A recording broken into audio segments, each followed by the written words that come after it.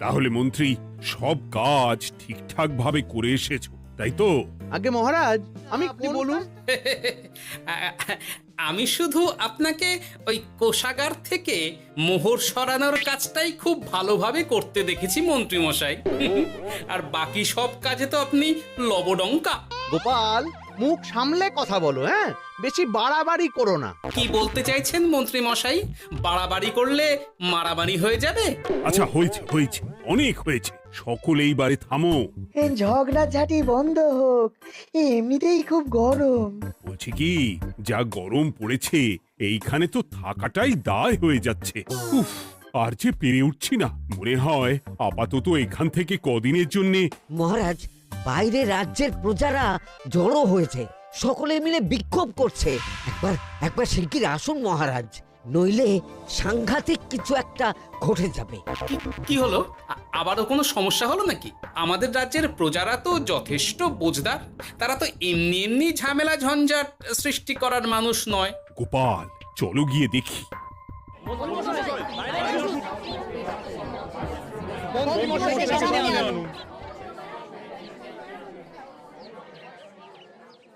কি ব্যাপার, তোমাদের কি সমস্যা হয়েছে? এইভাবে বিক্ষোভ করছো কেন? মহারাজ, মন্ত্রী মশাইকে সামনে আনুন, তারপর বলছি কি হয়েছে না হয়েছে। সেরেছে। আরে, আমাকে ডাকছে কেন? আচ্ছা, বলছি তোমরা একটু শান্ত হও। আমি বুঝতে পারছি তোমরা কিছু একটা কারণে খুবই অসন্তুষ্ট হয়েছো, তাই সেই জন্য বলছি আগে শান্ত হও, তারপর বলো মন্ত্রী মশাইকে কেন খুঁজছো, উনি কি করেছেন? গোপাল দাদা, তুমি তো জানোই রাজ্যে যা গরম পড়েছে, তার জন্য খাল বিল পুকুর নদী নালা একেবারে শুকিয়ে গেছে, চারিদিকে জলের হাহাকার। হ্যাঁ হ্যাঁ, সে তো জানি। গত সপ্তাহে এই সমস্যার কথা জানিয়ে মহারাজকে অনুরোধ করে গিয়েছিলাম যে রাজ্যের বাঁধটা যাতে খুলে দেওয়া হয়। কেন? আমি তো তোমাদের কথা রেখেছি। আমি তো দুদিন আগেই মন্ত্রীকে পর্যাপ্ত পরিমাণে মোহর দিয়ে বাঁধ খোলার কাজে পাঠিয়েছিলাম। কেন, উনি কি বাঁধ খোলেননি? সেইটা ওনাকেই জিজ্ঞাসা করুন। গত দুদিনে উনি তো বাঁধ খুলতে আসেনি, উপরন্তু আমরা ওনাকে ডাকতে গেলে উনি আমাদেরকে তাড়িয়ে দিয়েছেন। সে কি, এ তো ভারী অন্যায়। দুদিন ধরে অপেক্ষা করে আর না থাকতে পেরে আজকে আমরা এখানে এসেছি। এই অবস্থা আমরা কি করব? যদি আমাদেরকে আমাদের রাজ্য সাহায্য না করে তাহলে কোথায় যাব আমরা? ছি ছি ছি, আমি তো ভাবতেই পারছি না। মন্ত্রী, এই মন্ত্রী! মহারাজ, মন্ত্রী মশাইয়ের ব্যাপারটা পরে দেখে নিচ্ছি, আগে এদেরকে শান্ত করেই চলুন। মনে রাখবেন, প্রজারা একবার বিপক্ষে চলে গেলে কিন্তু খুব মুশকিল হয়ে যাবে। শোনো সকলে, তোমরা আজকের দিনটা একটু কষ্ট করো। আমি কথা দিচ্ছি, কাল সকাল হলেই বাঁধ খোলার ব্যবস্থা করব, ঠিক আছে? ঠিক কথা বলেছো তো গোপাল দাদা। দাদা বলে যখন ডাকো, তখন দেখো এই দাদা তার ভাইদের কিছুতেই নিরাশ করবে না। শুধু আজকের দিনটা একটু চেয়ে নিচ্ছি, ব্যাস। ঠিক আছে, আজকে আমরা চলে যাচ্ছি, কিন্তু কালকে কিছু না হলেই। কোনো কিন্তুরই জায়গায় নেই পুঁটির বাবা।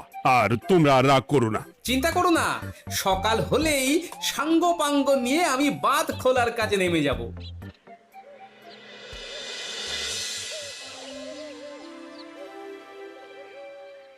ছি ছি মন্ত্রী, তুমি এইভাবে আমায় মিথ্যে বললে? ভাবতেই পারছি না কি দরকার ছিল আমায় মিথ্যে আশ্বাস দিয়ে প্রজাদের সামনে নাক কান কাটার। মুখে কুলুপ কেন? উত্তর দাও। না, মানে আমার শরীরটা ঠিক ভালো ছিল না, তাই বাড়ি থেকে বেরোতে পারিনি। বলছি কি, শরীর খারাপ থাকলে রাজসভায় খবর দিতে পারতেন, আমরা কেউ দায়িত্বটা পালন করতাম, কি আছে?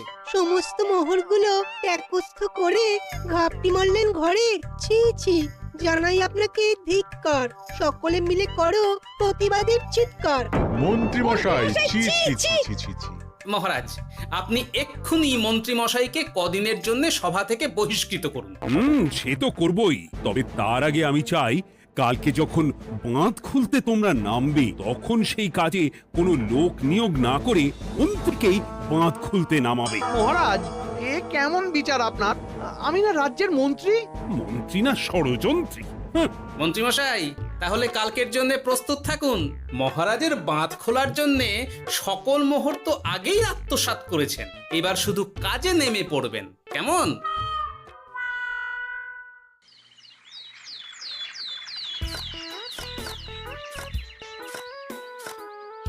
ওহ গোপাল, এইবারে ছেড়ে দাও, আর পাচ্ছি না। এত সহজে হাল ছাড়লে হবে বলুন? এই কে আছো? ওই শাবল কোদালগুলো দাও, আমি এদিকটায় খুঁচিয়ে দিই। সভাকবি, বিজ্ঞানী, এসো এসো এসো, হাত লাগাও। সবে মিলে করি কাজ, বাঁধ খোলা হবে আজ। বাঁধ খোলা হবে আজ, মন দিয়ে করো কাজ।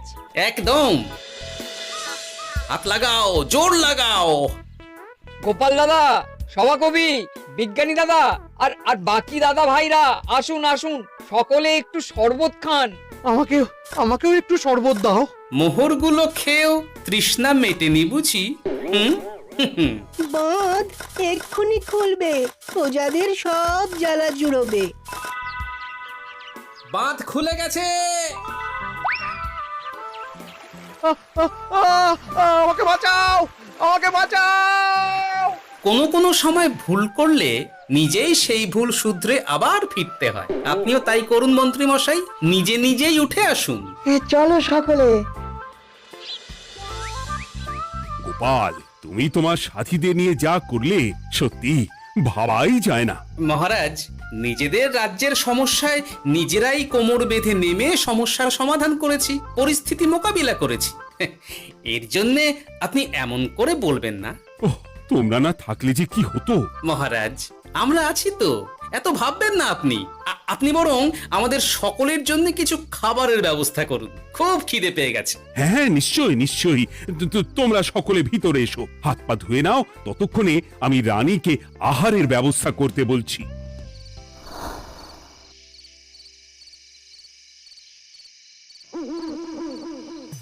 ওমা গো, ওমা বাঁচাও, কি শরীর খারাপ তাই না লাগছে গো। একে গিন্নি, বাবারে, কি হয়েছেটা কি? ও, তুমি এইভাবে এখানে শুয়ে কাতরাচ্ছ কেন? বলি তুমি এসেছো? হ্যাঁ, এই তো আমি চলে এসেছি। কি হয়েছে গিন্নি? তোমার কোথায় কষ্ট হচ্ছে? গরমে হাঁসফাঁস করছি গো, পারছি না। রান্না করতে গিয়ে খুব বাজে অবস্থা হয়ে গেছে গো, এই থেকে এইখানে পড়ে পড়ে গড়াচ্ছি। ঠিক আছে, আজ আর রান্না করতে হবে না গিন্নি, আমি রাজবাড়ি থেকে খেয়ে এসেছি। বাহ, নিজে খেয়ে এসেছো বলে আর রান্না করতে হবে না বলে দিলে? এদিকে রাত্রে আমি খাবো কি, সে খেয়াল আছে? হ্যাঁ হ্যাঁ, খেয়াল আছে, খেয়াল আছে। যাও, আমার জন্য রান্না চাপাও আর একটু জল দাও। দেখো, এত গরম পড়ে কৃষ্ণনগরের অবস্থা শোচনীয় হয়ে গেছে। বয়স্ক লোকেরা কোনো কাজই করতে পারছে না। সত্যি তো, এই গরমে রান্না করাটা খুবই কঠিন গিন্নি। কি বললে? আমি বয়স্ক লোক? আমার বয়স হয়ে গেছে, তাহলে নিজে কি? এই না না গিন্নি, আমি তোমায় কিছু বলিনি। আমি গোটা কৃষ্ণনগরের সাধারণ বয়স্কাদের উদ্দেশ্যেই কথাটা বললাম। তোমার তো বয়স হয়েছে বলে মনেই হয় না গিন্নি। ও তাই বলো?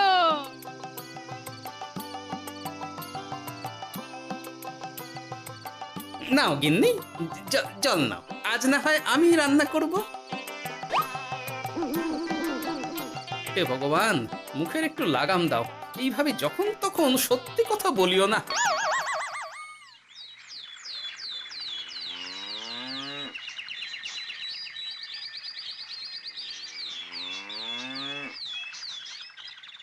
গোপাল দাদা, ও গোপাল দাদা, একবারটি বাইরে এসো, মহারাজ জরুরি তলব করেছেন। আবার কি হলো গোপাল দাদা, গিন্নি? একবার ও বাইরে গোপাল গিয়ে দাদা। দেখে আসি, বুঝলে? পেয়াদা এসে অনেকক্ষণ থেকে ডাকছে। গোপাল দাদা, আচ্ছা, গিয়ে গোপাল দেখো। দাদা, ও গোপাল দাদা, গোপাল দাদা, ও গোপাল দাদা, আরে তুমি এক্ষুনি একবার প্রাসাদে চলো, রানীমার খুব শরীর খারাপ করেছে, মহারাজ তোমাকে খবর দিতে বললেন। ঠিক আছে, তুমি যাও, আমি আসছি।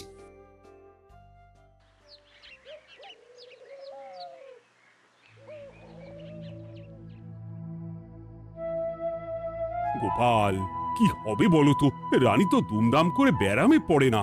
মহারাজ, ভয় পাবেন না, আমরা আছি তো। বৈদ্যকে পরীক্ষা করতে দিন, দেখি সে কি বলে।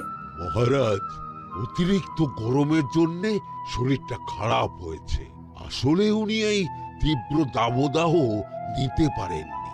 তবে চিন্তা করবেন না মহারাজ, আমি বাড়ি গিয়ে এক ধরনের বিশেষ পথ্য পাঠিয়ে দিচ্ছি।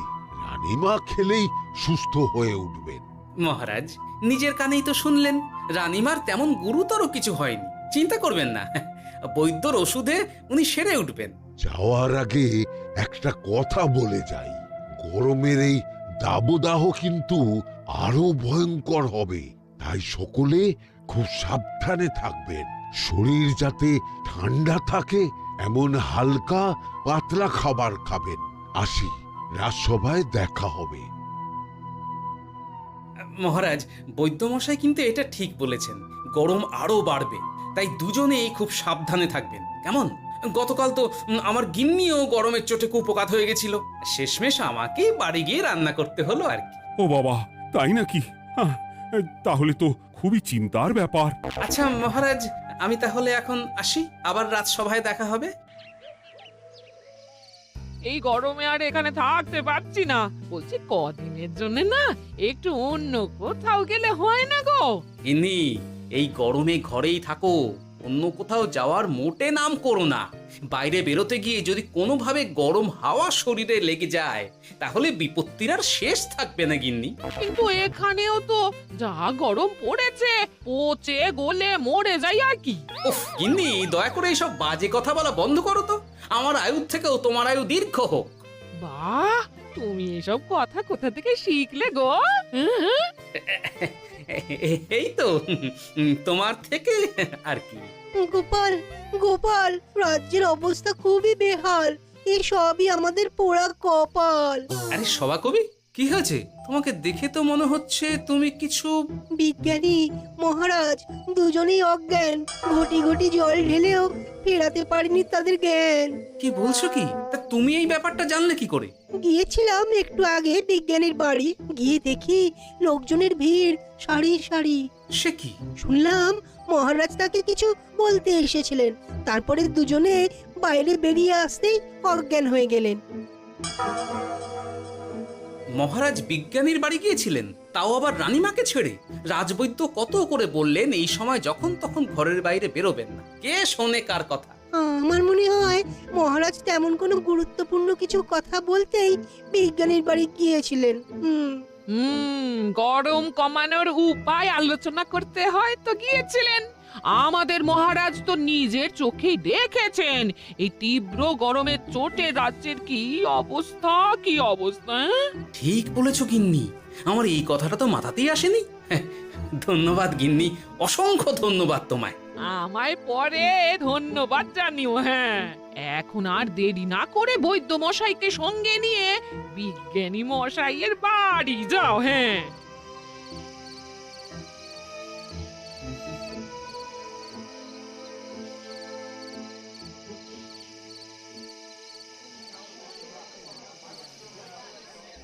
কি বুঝছেন বৈদ্যমশাই? খুব একটা ভালো কিছু বুঝছি না গোপাল। দেখো, সত্যি বলতে ওই কৃষ্ণনগরের অবস্থা খুবই বাজে, তাই এখানকার মানুষেরা একে একে অসুস্থ হয়ে পড়ছে। বাইরের অবস্থাটাও তো ভালো নয়, বুঝতেই পারছো। এখন সান্ধ্যকালীন হাওয়াতেও গরমের তাত রয়েছে। দেখুন, রাজ্যের যা অবস্থা তাতে যদি রাজ্যের মাথা থেকে সমস্ত প্রশাসনিক প্রধানরাই অসুস্থ হয়ে পড়েন তাহলে তো ভীষণ বিপদ। সে তো বটেই, এই জন্যেই আমি বলি কি, মহারাজ সহ সকল সভাসদেরা এই রাজ্য ছেড়ে কদিনের জন্য পাহাড়ি কোনো এক জায়গায় গিয়ে থাকুন, পরিবার নিয়েই যান। দেখুন, আগে নিজেরা বাঁচলে তবে তো রাজ্যবাসীকে ভালো রাখতে পারবেন, তাই না? কথাটা কিন্তু মন্দ বলেনি বৈদ্য। গোপাল, এই গোপাল, তুমি পাহাড়ে যাওয়ার ব্যবস্থা করো। এইখানে আর কিছুদিন থাকলে মরেই যাব। হ্যাঁ গোপাল, আমারও তাই মত। এক্ষুনি যা শরীরে ক্লান্তি এসেছে, আর কদিন এইখানে থাকলে মরেই যাব। মহারাজের অনুরোধে গরম কমানোর কোনো ব্যবস্থাও তো করতে পারলাম না, বাইরে বেরোনো মাত্রই দুজনে মূর্ছা গেলাম। বাবা, ঠিক আছে, বুঝেছি। মহারাজ, আপনি আর এই ব্যাপারটা নিয়ে বেশি ভাববেন না। বিজ্ঞানী, তুমিও আর বেশি কথা বলো না।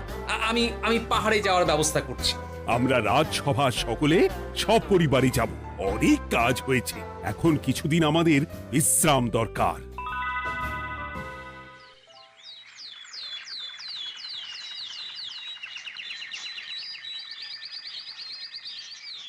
এ কি গোপাল, মন্ত্রীকেও তুমি আমাদের সঙ্গে নিয়ে যাচ্ছ?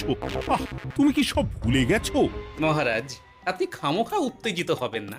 আপনার শরীরটা কিন্তু ভালো নেই। আর মহারাজ, আপনার রাজ্যে বাস করে আপনার থেকেই শিখেছি বিপদের দিনে পরম শত্রুকেও দূরে ঠেলতে নেই। গোপাল এটা ঠিক কথাই বলেছে। যতই হোক, উনি তো আমাদের মন্ত্রী, তাই এই বিপদের দিনে ওনাকে ফেলে যায় কি করে বলুন তো? সত্যি গোপাল, তোমার তুলনা নেই। ঠং, সবই নাম কেনার চেষ্টা। গোপাল, চলো এইবারে রওনা দিই। বলছি, খাবার দাবার আর জলের কলসিগুলো উঠেছো তো? হ্যাঁ, খাবারের পাত্রগুলো আপনার জিম্মায় থাকবে, আর জলের কলসিগুলো আমি সামলাবো।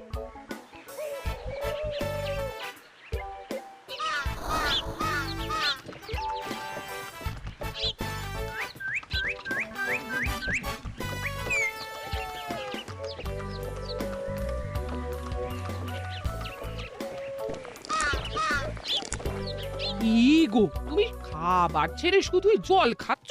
ওদিকে মন্ত্রী মশাই যে সব খাবার একাই সাবার করে দিলেন। না ভালোই তো, থাক না। এরপরে বড় বাইরে যেতে হলে বুঝবে, আমি তো ওই জন্যই নিজের জিম্মায় শুধুমাত্র জল নিয়েছি। দেখো, জল খেলে ছোট বাইরে যাওয়ার দরকার হলে চলে যেতে পারবো, কিন্তু বড় বাইরে যাওয়ার দরকার হলে তো যেখানে সেখানে যেতে পারবো না। তাই জলই সই। কিন্তু সবার জল যদি তুমি একাই শেষ করে দিলে, তাহলে এই রে, এটা তো ঠিক বলেছো গিন্নি। পথে ঘাটে কোনো পানীয় জলের পুকুর বা কুয়ো দেখলে জল ভরে নিতে হবে, বুঝলে?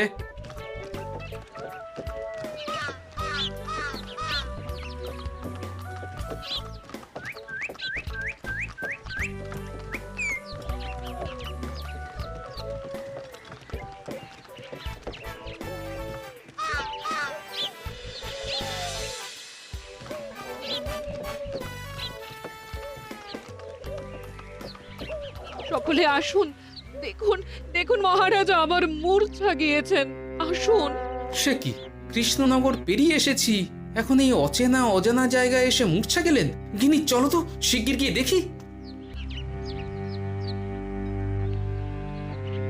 কেউ ঘাবড়াবেন না, মহারাজের শরীরটা আসলে খুব দুর্বল ছিল তো, তাই মূর্ছা গিয়েছেন।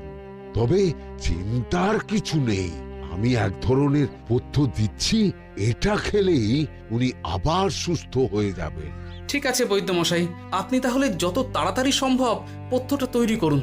হ্যাঁ, আমার এই পথ্যটা তৈরি করার জন্যে একটু জলের প্রয়োজন। একটু জলের ব্যবস্থা করুন তো। এ মা, বলি গাড়িতে যে এক ফোঁটাও জল নেই গো, কি হবে? এই গোপাল, তুমি একাই সব জল খেয়ে বসে আছো? হ্যাঁ গোপাল, এখন এসব বাদ দাও, চলো একটু জলের ব্যবস্থা করি। হ্যাঁ, খানাখন্দ, খাল, বিল, নদী, সমুদ্র, যেখান থেকে পারো জল নিয়ে এসো। জল ছাড়া এই পথ্য বানানো অসম্ভব। গোপাল, এ কি করা যায় বলো? দাঁড়াও, আমি একটু ছোট বাইরে থেকে ঘুরে আসছি। হ্যাঁ, খুব জোরে বেগ আসছে, ত্যাগ না করতে পারলে বুদ্ধি খুলবে না।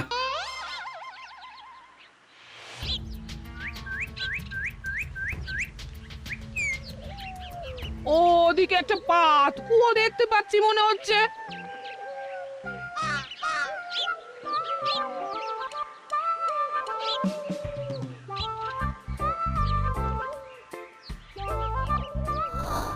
জল কোথা থেকে পাবো? তবে কি জলের অভাবে আজকে মহারাজ সুস্থ হতে পারবেন না? রানীমা, ব্যাকুল হবেন না, আমি আছি তো। আমি থাকতে কিচ্ছু অঘটন ঘটবে না। সকলে শুনুন, বিশেষত মহিলাদের বলছি, আপনারা সকলে নিজেদের কাছে যত শাড়ি আছে সেই প্রত্যেকটা শাড়ি আমাকে দিন। আমি শাড়ি জুড়ে জুড়ে লম্বা রশ্মি বানাবো, তারপর সেই রশ্মিতে বালতি ঝুলিয়ে জল তুলব। দয়া করে কেউ দেরি করবেন না।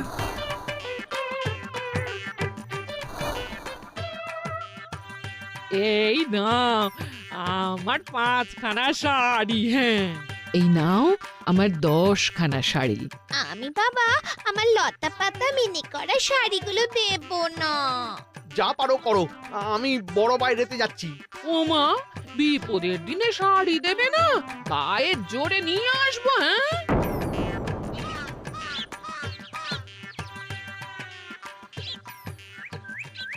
এ বাবা, এখনো কিছুটা কাপড় লাগবে তো। যা গভীর পাতকুয়া, সবার সব শাড়ি তো কাজে লাগিয়ে দিয়েছি, এখন কি হবে? আরে ওই তো কার একটা ঝোপের কাছে ধুতি পড়ে রয়েছে, যাই ওইটাই নিয়ে নি। এই গোপাল গোপাল, আরে করো কি, ওটা তো আমার ধুতি। আরে আরে আমি এই ঝোপে বড় বাইরের জন্য এসেছি। আরে মন্ত্রী মশাই, বড় বাইরে করার সময় অযথা অন্যদিকে মন দেবেন না, তাহলে পেট সাফা হবে না।